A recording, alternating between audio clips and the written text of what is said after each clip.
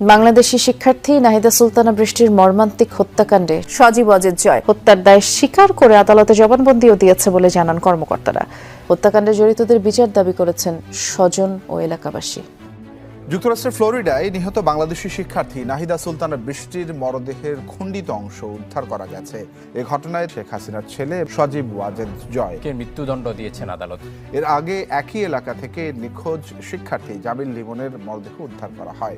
ফ্লোরিডার অরল্যান্ডোতে দুই বাংলাদেশি পিএইচডি শিক্ষার্থী হত্যার ঘটনায় তদন্ত যত এগোচ্ছে ততই বেরিয়ে আসছে ভয়ঙ্কর সব তথ্য। প্রসিকিউটরদের সাম্প্রতিক প্রতিবেদনে বলা হয়েছে, প্রধান সন্দেহভাজন অপরাধ সংগঠনের আগে এবং পরে অনলাইনে একাধিক উদ্বেগজনক প্রশ্ন করেছিলেন। যুক্তরাষ্ট্রে সাউথ ফ্লোরিডা ইউনিভার্সিটির দুই বাংলাদেশি পিএইচডি শিক্ষার্থীর নিখোঁজ হওয়া ও হত্যাকাণ্ড ঘিরে রোমহর্ষক সব তথ্য সামনে আসছে। ২৬ এপ্রিল ফ্লোরিডার হিলসবোরো কাউন্টি আদালতে দাখিল করা নথিতে মার্কিন প্রসিকিউটররা জানিয়েছেন, ট্যাম্পা বে এলাকার একটি ব্রিজের কাছ থেকে উদ্ধার হওয়া ২৭ বছর বয়সী জামিল লিমনের মরদেহ এবং তার বন্ধু নাহিদা বৃষ্টির নিখোঁজ হওয়ার ঘটনায় খুনের ধরন বিভৎস। তদন্তকারীদের তথ্য মতে ১৬ এপ্রিল হাওয়ার্ড ফ্র্যাঙ্কল্যান্ড ব্রিজের কাছ থেকে নিখোঁজ হওয়া লিমনের ক্ষতবিক্ষত মরদেহ উদ্ধার করা হয়। তার শরীরে অনেক জায়গায় ধারালো অস্ত্রের আঘাতের চিহ্ন পাওয়া গেছে। কতটা নির্মম হলে নিকৃষ্টভাবে বাংলাদেশি দুই শিক্ষার্থীকে যুক্তরাষ্ট্রে মেরে ফেলেছে যে তাদের মরদেহ এখন পর্যন্ত পরিপূর্ণ অংশ উদ্ধার করতে পারেনি। একজনের মরদেহ উদ্ধার করলেও অন্যজনের মরদেহ সম্পূর্ণভাবে এখনও উদ্ধার করতে পারেনি। এবং এই বাংলাদেশি দুই শিক্ষার্থীকে মেরে ফেলার পরিকল্পনা অনেক আগেই ছিল, কারণ এই বাংলাদেশের দুই শিক্ষার্থীর মরদেহ উদ্ধারের পর তাদের শরীরে বিভিন্ন রকমের অস্ত্রের দাগ পেয়েছে এবং অন্যায় অত্যাচারের দাগ পড়ে রয়েছে, যেই কারণেই তাদের পরিকল্পনা অনুযায়ী এই বাংলাদেশি দুই শিক্ষার্থীকে দুনিয়া থেকে নিঃশেষ করে দিয়েছে। এবং এই ইস্যু নিয়েই এবার সজীব জয় সে রিমান্ডে দায় স্বীকার করে স্বীকারোক্তি দিয়েছে এবং চাঞ্চল্যকর তথ্য উঠে আসছে তারই মুখ থেকে, যেই কারণেই এই বাংলাদেশি দুই শিক্ষার্থীকে হত্যার অভিযোগে সজীব জয়ের সর্বোচ্চ শাস্তি হতে যাচ্ছে যুক্তরাষ্ট্রে। দর্শক, সেই বিষয়ে দেখেছেন ভিডিওর শুরুতে কিছু অংশ শিরোনাম, এবার দেখবেন সম্পূর্ণ ভিডিও জুড়ে বিস্তারিত। দর্শক, এই বিষয়টা দেখার পূর্বে আপনাদের কাছে একটা অনুরোধ করব, আমাদের চ্যানেলে যারা নতুন আসছেন সাবস্ক্রাইব করে পাশে থাকা বেল আইকনটি বাজিয়ে দেবেন। দর্শক, চলুন এবার আমরা দেখব যে বাংলাদেশের দুই শিক্ষার্থীকে পরিকল্পনা করে হত্যাকাণ্ডের ঘটনায় এবার সজীব জয় সে রিমান্ডে দায় স্বীকার করে স্বীকারোক্তি দিয়েছেন এবং চাঞ্চল্যকর তথ্য দিয়েছে। আমরা এই বিষয়টা দেখব। এই বিষয়টা দেখার পূর্বে প্রথমে একটু দেখব যে এই বাংলাদেশের দুই শিক্ষার্থী হত্যাকাণ্ডের ঘটনায় তাদের মরদেহ উদ্ধারের পর তদন্ত করে এবার চালচলুকার কিছু তথ্য উঠে আসছে, যা আপনারা শুনলে অবাক হয়ে যাবেন। দর্শক, এই বিষয়টা আমরা প্রথমে দেখে তারপর অন্য বিষয়টা দেখব। ধৈর্য ধরে সম্পূর্ণ ভিডিও দেখতে থাকুন এবং আপনার মতামত কি আমাদের কমেন্টে লিখতে থাকুন।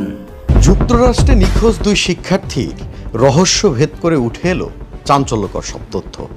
১৭ এপ্রিল নিখোঁজ হন যুক্তরাষ্ট্রের ইউনিভার্সিটি অফ সাউথ ফ্লোরিডার দুই শিক্ষার্থী নাহিদা বৃষ্টি এবং জামিল লিমন। কয়েকদিনের মধ্যেই এই নিখোঁজের ঘটনা রূপ নেয় এক চাঞ্চল্যকর হত্যাকাণ্ডে।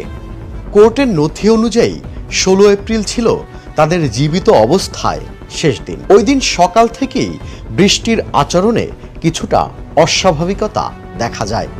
দুপুরের দিকে সে এক বন্ধুকে তার চশমা নিয়ে আসতে বলে, কিন্তু নির্ধারিত সময়ে আর দেখা করতে যায়নি। এরপর থেকে তার ফোন বন্ধ পাওয়া যায়। একই সময়ে লিমনের সঙ্গেও যোগাযোগ বিচ্ছিন্ন হয়ে যায়। ক্যাম্পাসের সিসিটিভি ফুটেজে দেখা যায় ১৬ এপ্রিল দুপুর ১২টার পর বৃষ্টি অফিস বিল্ডিং থেকে বের হয়ে যায়। এরপর আর তাকে কোথাও দেখা যায়নি। লোকেশন ও ডিজিটাল সূত্র মেলাতে কাজ শুরু করে তদন্তকারীরা বৃষ্টির আইপ্যাড থেকে তার ও লিমনের মেসেঞ্জারের কথোপকথন উদ্ধার করেন। এতে দেখা যায় তারা একে অপরের নিজেদের লোকেশন শেয়ার করেছিল। সর্বশেষ লোকেশন অনুযায়ী ১৬ এপ্রিল দুপুরে তারা একই এলাকায় অবস্থান করছিল। অন্যদিকে লিমনের মোবাইল ফোনের লোকেশন বিকেল পর্যন্ত তার বাসার আশেপাশে থাকলেও সন্ধ্যার পর সেটি হঠাৎ করে কোর্টনি ক্যাম্বেল ব্রিজ হয়ে ক্লিয়ার ওয়াটারের দিকে চলে যায়। কিন্তু তদন্তকারীরা লক্ষ্য করেন তার হাতে কাটা তাজা আঘাতের চিহ্ন রয়েছে। যা সে পেঁয়াজ কাটার সময় হয়েছে বলেও ব্যাখ্যা দেয়। এরপর তার গাড়ির গতিবিধি ট্র্যাক করে দেখা যায় লিমনের ফোনের লোকেশনের সাথে তার গাড়ির অবস্থান মিলে যাচ্ছে, বিশেষ করে ব্রিজ ও ক্লিয়ার ওয়াটার এলাকায়। প্রথমে সে অস্বীকার করলেও পরে স্বীকার করে সে লিমন ও বৃষ্টিকে ক্লিয়ার ওয়াটারে নামিয়ে দিয়েছিল। তবে কেন নামিয়ে দিয়েছিল সে বিষয়ে কোনো ব্যাখ্যা দিতে পারেনি। এরপর অ্যাপার্টমেন্ট ও ডাম্পার স্টারে মিলল গুরুত্বপূর্ণ সব প্রমাণ। তদন্তকারীরা লিমনের অ্যাপার্টমেন্ট তল্লাশি চালিয়ে রক্তের দাগ পরিষ্কার করার চিহ্ন এবং টেনে নেওয়ার মতো প্যাটার্ন খুঁজে পান। ডাম্পস্টার থেকে উদ্ধার করা হয় রক্তমাখা ফ্লোর ম্যাট, লিমনের ব্যক্তিগত জিনিসপত্র, বৃষ্টির ব্যবহৃত সামগ্রী, রক্তমাখা কাপড়, যা ফরেনসিক পরীক্ষায় নিশ্চিত হয় ওই রক্ত বৃষ্টি ও লিমনের। এছাড়া অ্যাপার্টমেন্টে বৃষ্টির জুতো ও আইডি কার্ডও পাওয়া যায়, যা প্রমাণ করে নিখোঁজ হওয়ার আগে সে সেখানে উপস্থিত ছিল। এরপর ডিজিটাল ফরেনসিকে বেরিয়ে আসে ভয়ঙ্কর সব পরিকল্পনা। ফোন বিশ্লেষণ করে পাওয়া যায় হত্যার আগে সে অনলাইনে দেহ গোপন করার উপায় খুঁজছিল। ট্রাশ ব্যাগ, ডাস্ট টেপ সহ বিভিন্ন সরঞ্জাম আগেই কিনেছিল। ব্রিজ এলাকায় গাড়ি চেকিং হয় কিনা এমন সার্চও করেছিল গার্বিহে। এই তথ্যগুলো ইঙ্গিত দেয় ঘটনাটি ছিল একদম পরিকল্পিত। 24 এপ্রিল ব্রিজের কাছে একটি কালো ট্রাশ ব্যাগ থেকে উদ্ধার হয় লিমনের মরদেহ। মেডিকেল রিপোর্টে বলা হয় তার শরীরে একাধিক ছুরিকাঘাত ছিল, এমনকি তার হাত পা বাঁধা অবস্থায় ছিল।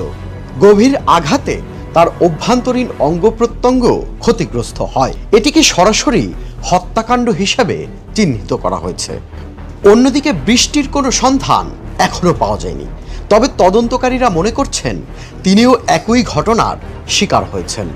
লোকেশন, ডিজিটাল ডাটা, ফরেনসিক প্রমাণ ও আচরণগত অসঙ্গতির মাধ্যমেই ধীরে ধীরে উন্মোচন করেছে একটি পরিকল্পিত ও নৃশংস হত্যাকাণ্ডের চিত্র। যুক্তরাষ্ট্রে সাউথ ফ্লোরিডা ইউনিভার্সিটির দুই বাংলাদেশি পিএইচডি শিক্ষার্থীর নিখোঁজ হওয়া ও হত্যাকাণ্ড ঘিরে রোমহর্ষক সব তথ্য সামনে আসছে। 26 এপ্রিল ফ্লোরিডার হিলসবোরো কাউন্টি আদালতে দাখিল করা নথিতে মার্কিন প্রসিকিউটররা জানিয়েছেন ট্যাম্পা বে এলাকার একটি ব্রিজের কাছ থেকে উদ্ধার হওয়া 27 বছর বয়সী জামিল লিমনের মরদেহ এবং তার বন্ধু নাহিদা বৃষ্টির নিখোঁজ হওয়ার ঘটনায় এবিসি নিউজ, এপি নিউজ সহ বিভিন্ন সংবাদ মাধ্যমে প্রকাশিত প্রতিবেদনে বলা হয়েছে খুনের ধরন বিভৎস। তদন্তকারীদের তথ্য মতে 16 এপ্রিল হাওয়ার্ড ফ্র্যাঙ্কল্যান্ড ব্রিজের কাছ থেকে নিখোঁজ হওয়া লিমনের ক্ষতবিক্ষত মরদেহ উদ্ধার করা হয়। তার শরীরে অনেক জায়গায় ধারালো অস্ত্রের আঘাতের চিহ্ন পাওয়া গেছে। পিঠের নিচের দিকে ছিল একটি গভীর ক্ষত, যা তার লিভার ভেদ করে গেছে। নিখোঁজ নাহিদা বৃষ্টির পরিণতিও একই রকম হয়েছে এবং তাকেও ব্রিজের আশেপাশে কোথাও ফেলে দেয়া হয়েছে বলে আশঙ্কা প্রসিকিউটরদের। এরই মাঝে নাহিদা বৃষ্টির পরিবারকে এই আশঙ্কার কথা জানানো হয়েছে। তদন্তকারীরা বলছেন বৃষ্টির বেঁচে থাকার সম্ভাবনা ক্ষীণ। এর পেছনে বড় কারণ হিসেবে তারা লিমন ও হিসামের শেয়ার করা অ্যাপার্টমেন্টে বিপুল পরিমাণ রক্ত শনাক্ত করার কথা জানিয়েছেন। গোয়েন্দারা নিশ্চিত যে সেখানে বড় ধরনের কোনো সহিংসতা ঘটেছে। 26 এপ্রিল হাওয়ার্ড ফ্র্যাঙ্কল্যান্ড ব্রিজের নিকটবর্তী জলাশয় থেকে মানুষের কিছু দেহাংশ উদ্ধার করার কথা জানিয়েছেন তদন্তকারীরা। এগুলো বৃষ্টির কিনা ডিএনএ পরীক্ষার আগে তা বলা সম্ভব নয়। ঘটনার দিন একই সময়ে ক্লিয়ার টাওয়ার বিচ এলাকায় লিমনের ফোনের শেষ লোকেশন এবং হিসামের গাড়ির লোকেশন পাওয়া গেছে। অ্যাপার্টমেন্ট থেকে একটি ফার্মেসির রসিদও পাওয়া গেছে। 16 এপ্রিলের সেই রসিদে দেখা যায় প্রচুর পরিমাণে ট্র্যাশ ব্যাগ, লাইসল ওয়াইপস ও দুর্গন্ধনাশক ফেব্রেজ কিনেছিল। খুনের আলামত ও রক্তের গন্ধ মোছার জন্য সেগুলো ব্যবহৃত হয়েছে বলে ধারণা করা হচ্ছে। শুধু এসবই নয়, প্রসিকিউটররা জানিয়েছেন লিমন ও বৃষ্টি নিখোঁজ হওয়ার 3 দিন আগে 13 এপ্রিল রাতে চ্যাট জিপিটির কাছে হিসাম জানতে চায় কোনো মানুষকে কালো ময়লার ব্যাগে ভরে ডাস্টবিনে ফেলে দিলে কি ঘটবে। চ্যাট জিপিটি উত্তরে বলে এটি বিপজ্জনক শোনাচ্ছে। 24 এপ্রিল হাওয়ার্ড ফ্র্যাঙ্কল্যান্ড ব্রিজের কাছে একটি ভারী ময়লার ব্যাগের ভেতরেই লিমনের দেহাবশেষ মেলে। যুক্তরাষ্ট্রের সাউথ ফ্লোরিডা বিশ্ববিদ্যালয়ের 2 পিএইচডি শিক্ষার্থী হত্যায় জড়িত সন্দেহে গ্রেপ্তারের পর বেরিয়ে এসেছে নতুন তথ্য। আদালতের নথিতে প্রকাশিত তথ্যে উঠে এসেছে লিমন হত্যার লোমহর্ষক চিত্র।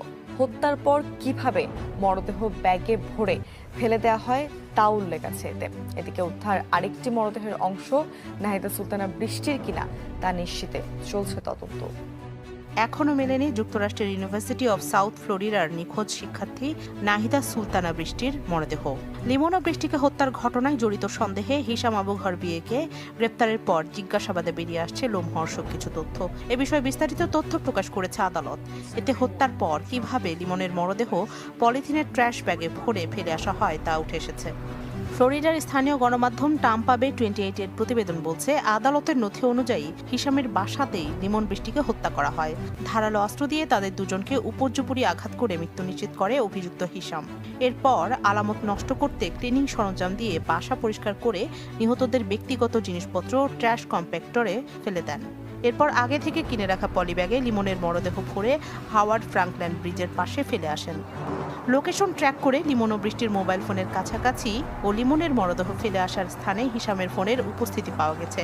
ওই ফোনের মাধ্যমেই অনলাইনে হত্যাকাণ্ডে ব্যবহৃত সরঞ্জাম কিনেছেন হিশাম। এ ঘটনায় অভিযুক্তকে জামিন না দেওয়ার অনুরোধ করেছেন রাষ্ট্রপক্ষের আইনজীবী।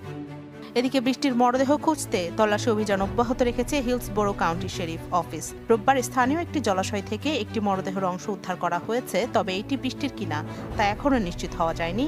লাশ শনাক্তে কাজ করছে পিনেলাস কাউন্টি মেডিকেল এক্সামিনার অফিস।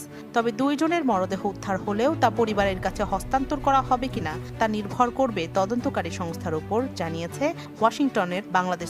ধন্যবাদ ততক্ষণ সাথে থাকার জন্য। দর্শক, আজকের ভিডিও এ পর্যন্ত। নতুন কোনো ভিডিওতে কথা হবে নতুন কোনো বিষয় নিয়ে। ততক্ষণ ভালো থাকবেন, সাথে থাকবেন। আসসালামু আলাইকুম, আল্লাহ হাফেজ।